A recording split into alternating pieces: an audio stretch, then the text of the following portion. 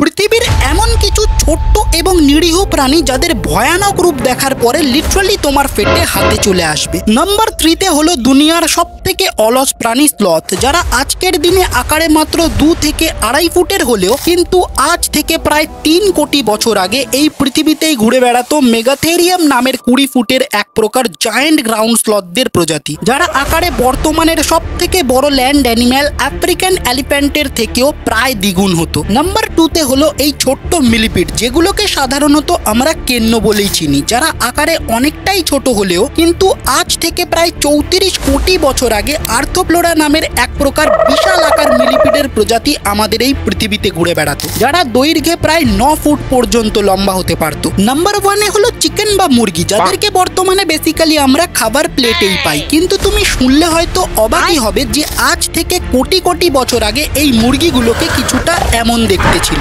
আসলে বেশ কিছু সায়েন্টিফিক থিওরি অনুযায়ী এটা ধারণা করা হয় যে এই ভয়ানক ডাইনোসরদের থেকেই বর্তমানে মুরগি এবং অন্যান্য পাখিরা ইভলভ হয়েছে।